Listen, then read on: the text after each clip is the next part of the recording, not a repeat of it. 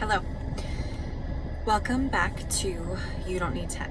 If you've been here before, welcome. If you've never been here before, if you have been here, then you know that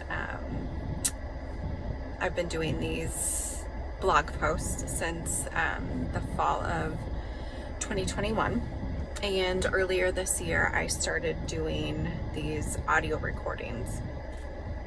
And I apologize if you had gotten used to the audio recordings because it's been a couple weeks.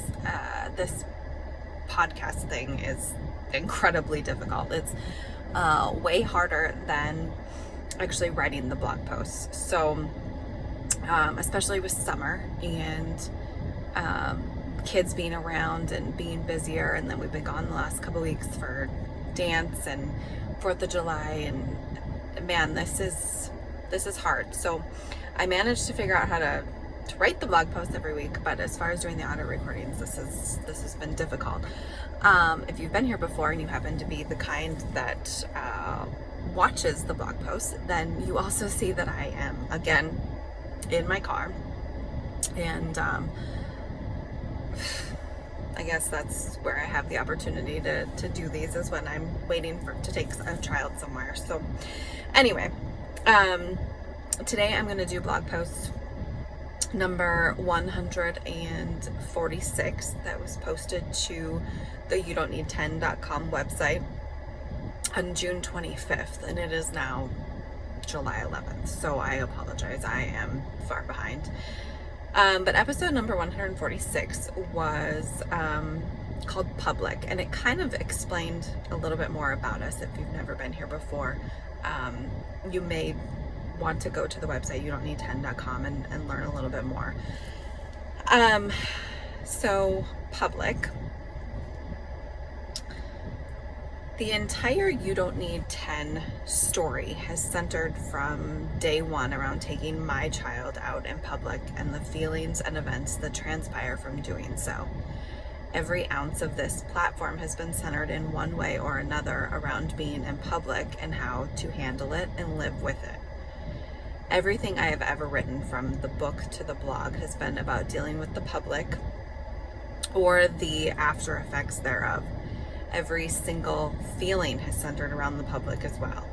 Dealing with the public is the hardest part, and yet the reason that I continue to write and publish. The post to the public is to bring awareness to the entire thing. It is a full circle for me. I've talked a lot about this topic over the years with specific events, and I've also talked about how I know I am not the only mom out there with a child that was born different. I know several moms that fit in that category.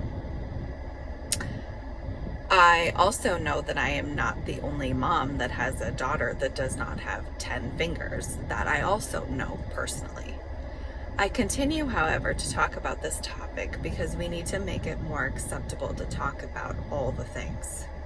This week will probably be eventful in the public topic, as well, as we were taking Paisley to dance nationals in Duluth, and I have no doubt that there will be events that transpire over the week regarding the fact that she does not have 10 fingers or 2 hands, and she will be in the public this week and dancing on a new stage in a new environment.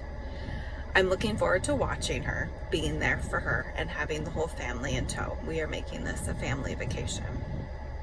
A few weeks ago, I was at a benefit. I was sitting next to one of my friends, and we were having a wonderful evening together, visiting and people watching, being very similar. We are very similar in a lot of ways. Neither of us love crowds or loud personalities, for starters, but we are managing through the evening together because that's what you do. I was enjoying visiting and being out, and I live to support others. Another thing that we both have in common is the fact that we both have a daughter that does not have 10 fingers. She had her daughter with that evening. I did not. I had the wild maverick in tow that I kept having to get up from the table and look for. I've written about a lot of events over the years where I've taken my daughter out in public and struggled with introducing her to people and dealing with their reactions. During the course of the evening, her daughter gets up from the table and starts to play with other kids. a perfectly normal thing for a child to do. However, those episodes for some mothers are incredibly hard. At some point, my friend leaned over to me and made a comment about how much she hates having other people look at her daughter's hands and how much anxiety she gets from those types of encounters. We both teared up. I responded to her by saying she will feel that way forever. I said, I'm not going to lie to you. That feeling won't go away, no matter how old she gets. I personally feel like we are always going to feel this way. I then told her that earlier that same day I had gone to pick up my daughter, who is 8 years older, from a dance recital that she attended that one of her friends was in. As I pulled up to the school that she was at, I saw that she was standing outside of the school waiting for me. I had texted her on my way there to let her know because we didn't have a lot of time. She had her first babysitting job. As she is walking to my car, I see that there are other people outside of the school, several dads and little kids. I suspect they had had enough of the dance or cheer recital and were outside getting some air. My thoughts, though, as I saw them outside and my daughter walking away from them were, I wonder what they were thinking about her. I proceeded to tell my friend that I think those things often. I often wonder what other people are thinking or saying about my daughter when she walks by them or encounters them. I have these thoughts and these feelings and think these things because of all the things that people have said to her or to us over the years. I will admit I have had some of these feelings from day one. I remember her first bath in the hospital and I wondered what the nurse was thinking. However, so many things have been said about her that now I often wonder what people are thinking.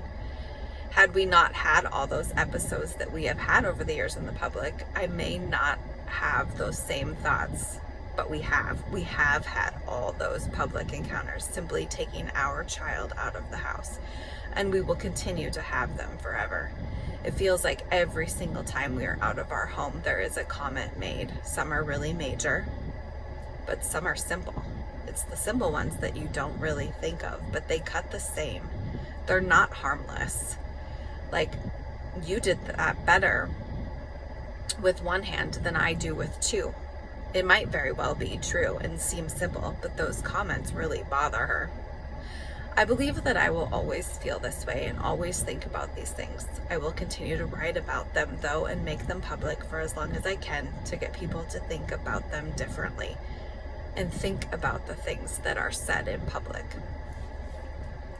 So again, that was episode number 146 from the youdon'tneed10.com website. Thank you for listening.